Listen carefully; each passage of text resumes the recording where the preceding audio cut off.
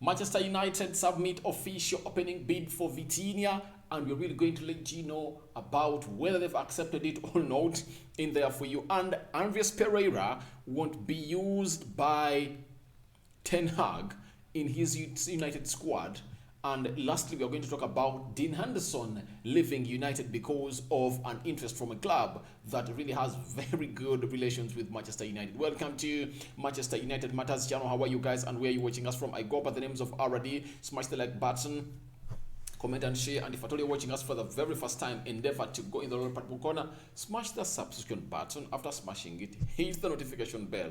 That will enable you get notified each and every time I upload a video to this channel. Now today, we do have one of the biggest stories in here today, as it has been confirmed from Goal Brazil that Erik ten Hag is not going to use Andreas Pereira into his team. This is a story that has been reported from Goal Brazil, and here onto our channel, this is our mandate to come in through and really bring you this story as it happens in there for you. It reads that Andreas Pereira will not have a place in Erik ten Hag's squad. That is Goal Brazil in there for you. But I think this is so early, and I don't really believe it, unless otherwise it's sold before 27th June when the players return for preseason training with Erik ten Hag.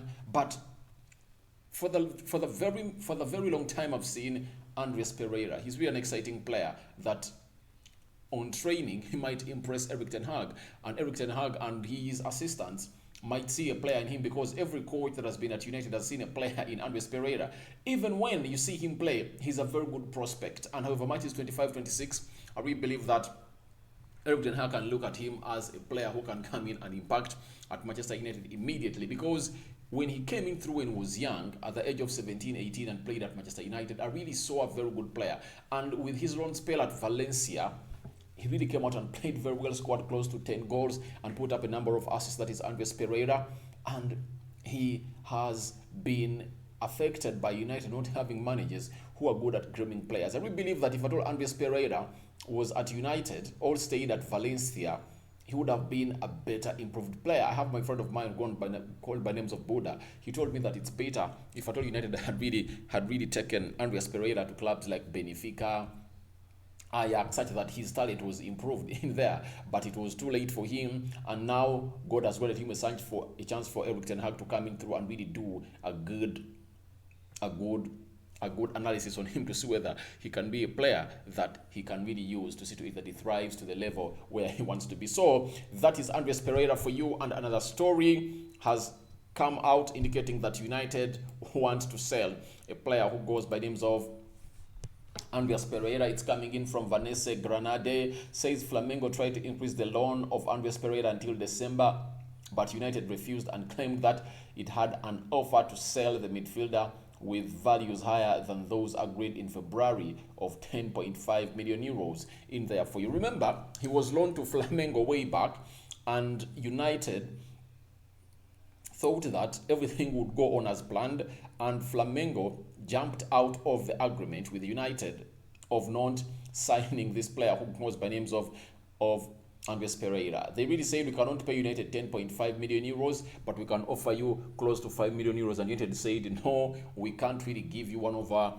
prospects from the academy at that amount of money. And United believe that they can come in the Europe and they really get a team that can really offer them better money. Something that I think it's hard for now, unless otherwise Erik ten Hag comes in and really convinces other team managers, because Erik ten Hag is a good manager and he can really get a perfect loan for players like Andreas Pereira in there, because he knows his abilities and he has his networking and he knows where he can go on and thrive, because he look at the abilities of Andreas Pereira and say, all right, you can start Manchester United, or if not, I can really sell you somewhere else. But all in all, it is really 50-50 whether we'll stay or go, because that midfield is really going to be so much intense with the introduction, with the return of Danny Van Beek, Bruno Fernandes, James Garner, Marcus McTominay, which other player plays in the midfield, Freddie in there, and then other players that are really going to be added on, because we believe that in the midfield of Manchester United, two more are really going to be added, especially those that play centrally, with Henderson coming in with Ericsson being in the news, being said that United have really given him an offer to join United because it's a free transfer, and that will be a final blow or a final nail in the coffin of Andreas Pereira if United signs Ericsson, because that will be an indicator that he is no longer needed into the Manchester United squad, and that will be a confirmation from a story of Gol Brazil that he's not wanted by Eric Ten Hag. So that's all about Andreas Pereira, and let's get to Dean Henderson. Dean Henderson is a Manchester United academy prospect who really came in from the academy and is playing very well, and news have broken out today that United have really in talks with Nottingham Forest to sign a man who goes by the names of Dean Henderson on loan with an option to buy of £20 million. Exclusive, Nottingham Forest have opened talks with Manchester United to sign Dean Henderson on loan with option to buy around £20 million. Negotiations ongoing. Nottingham Forest want Henderson, and it's now a possibility also considered by the player. Talks on. That is, Fabrizio Romano has really come out and said that via his Twitter and other social media platforms, and he said that United have really come to an agreement with Nottingham Forest in their voice. So I will believe that when you look at United and you wonder, a player who wanted a move in January to go into Newcastle and he was rejected. You get? And he was rejected. Can you imagine? And United rejecting very many players to go out on loan, like the Jesse Lingard who wanted to be sold to Newcastle in January because Newcastle was desperate not to be relegated, and United really failed to get the money. If at all United had really gotten close to even if it was £7 million from a side which goes by names of Newcastle, they would have used it to bring in like this other guy who was from Borussia Mönchengladbach but went to Newcastle and went to Juventus. The midfielder Boba Kamara, who is now at Aston Villa, was there for £5 million, not even pounds but euros. But United have been doing their business angrily. You know, football business is different from banking business. United was being run by bankers in the names of Ed Woodward by then, and he was like 1.5 months away from really running his contract down, and he really did these decisions, and they were bad footballing decisions. If at all, and Dean Henderson was at Newcastle and they got us like £6 million, that is a loan fee, and they would pay close to half of his salary. That means they would have saved in some good money. Then take Lingard to sell Lingard to a side which goes by the names of sorry about that. Sell Lingard to a side which goes by the names of Newcastle, £6 million. He's earning close to £140,000 a week. How much would have saved for the 6 months? That is, every month you are saving close to £500,000. That means also like a £3 million in 6 months. You get? So that is a good amount of money. That is a good amount of money. So I really believe that if you've been making poor footballing decisions and Dean Henderson at £20 million, let them sell him. Let them sell him, because David De Gea is here, and I know Eric Ten Hag can go in and get a decent goalkeeper if at all he needs a replacement for David De Gea in the next 2 years. And United would have gotten back to its glory days, and we will be really doing great in there for you. So I really believe that Dean Henderson leaves United, because I have nothing much to. I love him as a player. He's good, but there is no way you can really take David De Gea out of this team and you front a player who goes by the names of Dean Henderson, because De Gea is the best shot stopper in the world. People have come out and say he's not good at his foot with the ball. That can be improved, because I've seen him really go on to improve it. And he even just had an assist in the season of 2020-21 when it was ending. So Dean Henderson is on his way to Manchester United, out of Manchester United, and we wish him the best in there for you. Then Martello, the journalists for freelance sports journalists at Notes Live, came out and said, should Dean Henderson join Nottingham Forest on a loan with an option to buy, it will not prevent them from loaning James Garner again due to loopholes with the buy option in there for you. So that means United United loaned James Garner to Nottingham Forest for the previous 2 seasons, and he really had a very wonderful transition, and I really believe that he has turned into a very good player, to an extent that he has started to attract calls from teams playing the Premier League, like Southampton, Brighton.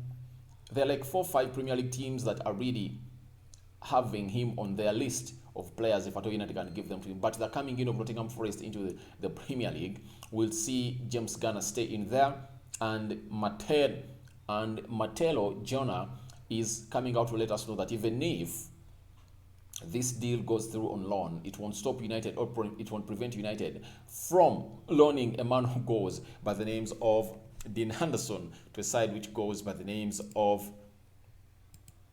James Garner to a side which goes by the names of Nottingham Forest. So that's the story that really came in today about a man who goes by the names of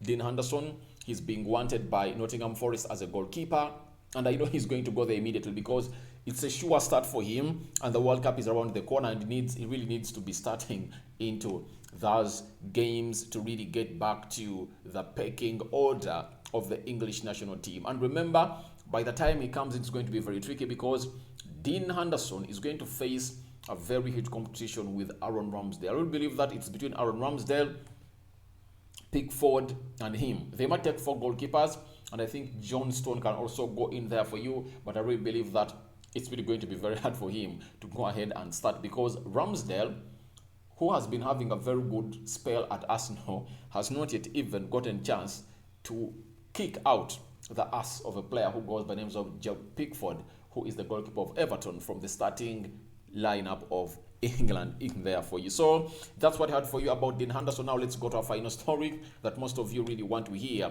and it's all about a man who goes by names of Vitinha. Vitinha is a Portuguese player who plays for FC Porto. He plays as a central midfielder, and he has really registered lots of successes into that midfield. He is that kind of player that you'll all go on and enjoy on the field of play. Going forward is okay, and even defensively he's okay. He does not have that height. His physicality is questionable, but what we call the talent, his foot on the ball is so immense, so attractive. He is a press-resistant player. Even if there are 3 players, when he has that ball, he can really go on and do the needful. And he is known as Vitinha, and is Victor Vitinha, Portuguese professional player who plays as a midfielder for Primeira Liga club FC Porto and the national team in there for you. When you look at this guy's stats last season, he played 30 games for FC Porto, scored 2 goals and had 3 assists. It shows you how good this player is because he comes from he comes from very far. He comes from very, very, very, very, very far in their very far positions of the midfield. That's where he comes in through to go on and do the needful for a side which goes by the names of FC Porto. He's really a player that most of us have been really not knowing about or paying attention to, and the attention to his detail was so much loosened because everyone in the Portuguese league was looking at a player who goes by names of Nuno. He's called Darwin Nunes, who was playing for a side which goes by the names of Benfica. But this time round, he's in the news and he is being wanted by Manchester United. And news came in out through from Record Portugal indicating that Arsenal are in a duel with Manchester United for signing FC Porto's midfielder Vitinha. A third English club is also involved in a determined way and could divert the player. So it means 3 Premier League teams are in for Vitinha, and the third club is known as Newcastle, according to reports in there for you. And how did we know about this? The president of a side which goes by the names of FC Porto came out and really told his correspondents out there and the news that we've received a concrete proposal for Vitinha. Yes, it was a good bid, but we did not accept it. So we mentioned again the release clause, which is the only way to sign Vitinha. That has been reported by Fabrizio Romano. So that release clause is £34 million, and it looks like United have submitted a bid for Vitinha, and it has been rejected by a team which goes by names of FC Porto, and FC Porto feel like they want more of this kind of player. But what does Vitinha bring to United? Vitinha brings an improvement at United in the midfield of what we have, because he's far much better than what we have. Because United has not been having that holding midfielder who really gets that ball from the central defenders and really pass it through the central axis of the midfield. When you look at Vitinha, he rarely do sideway passing. He doesn't do that. He always passes through the central axis of the midfield, and when he reaches the attacking phase of the opponent, he can easily turn into a central attacking midfielder. He has an assist on him, he has a final ball on him, and I really believe that he's really that kind of player that United are really willing to go in and buy. He is 22 years of age, very young, and a bid is going to be taken next in there for you after this one was really rejected, and I will believe United are now starting to accept that the deal of De Jong might not going to happen, because it looks like Barcelona have really found out a solution for their financial problems, because they've gone ahead to prepare a bid of close to 60 million euros for a player who goes by the names of Jules Koundé, who plays for Sevilla, meaning that they are really going through their financial situation and they won't sell Frankie de Jong to Manchester United. So United have started to look for options, and Erik ten Hag, with his huge scouting network, has gone in for a player who goes by names of Vitinha, and Vitinha is really a very good player because his stats are not questionable. He has been playing in the Champions League, and when you look at his stats in the Champions League, he almost played all of the games that FC Porto played into the Champions League in there. And when you look at how they really played, he was playing with players like Vinicius Junior, it's not Vinicius Junior, Luis Diaz, and he was really controlling that midfield very well. I had the chance to watch some of his games in there for you when they are really playing a side which goes by the names of Liverpool, and he really played very well into that midfield area. When you look at the lineup that really started when they are playing Liverpool, oh my God, in the first leg, Ube, Ribe, Diaz, Terami in there, that ended 2-0. I'm looking for the game he played. Vitinha. So Vitinha is a very good player, and he's really going to improve United very, very well. And Fabrizio Romano is saying that United are really onto that, and is among the 3 clubs that have really gone in through to go ahead and request for this player to go in and join them. So it shows you that Erik ten Hag has a vast knowledge on which players he needs, and he feels like the first problem to fix at Manchester United is the midfield. Remember, the midfield has been really a problem for Manchester United for a very long time, till he comes in here to really rectify it. And managers like Ole Gunnar Solskjaer failed to sign in a defensive midfielder when he really needed him, and really went to sign in Ronaldo, Varane, Sancho, and very many others. And he came off criticism of the former interim manager of Manchester United, Ralf Rangnick, who came out and said, put the blame to that manager who allowed the board to sign in Amad Diallo at £45 million and a player who goes by the names of Fortunato Pelestri at £10 million. That is close to £60 million. They spent them on players who are not even relative or relevant to the squad. They would have gone in and bought in one player who would be so much good to that club. And players like Yefis Besuma would have come in at Manchester United for that amount of money, Yuri Tielemans and very many others, the Chiominis, but United chose to go in and buy in those players. So the scouting network of Manchester United then was bad, and they just need to prove a point that, we can go outside England and really scout players, because they brought him from South America, that is Fortunato Pelestri, and Amad Diallo from Atalanta, that is Italy. I think that was their statement they wanted to make. But it shows you that bringing in a player who is £45 million and he cannot start because he has been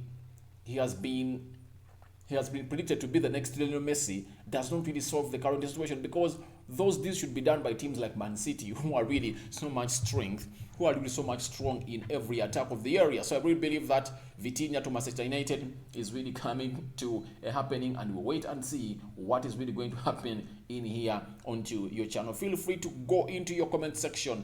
Tell me what you think about this channel and what you think about Vitinha opening bid submitted by Manchester United, though it has been rejected by FC Porto. Then Dean Henderson agreeing a deal with Nottingham Forest, a loan and a 20 million buy after. Then a player who goes by names of Pereira looks like has no position in only into Eric Ten Hag's squad, and that and more are really going to be coming up here onto our channel. I go by the names of Rock and David RD. This is the Manchester United Matters channel. I'm out for now. See you later, and your reactions are welcome into the comment section below. I'm out.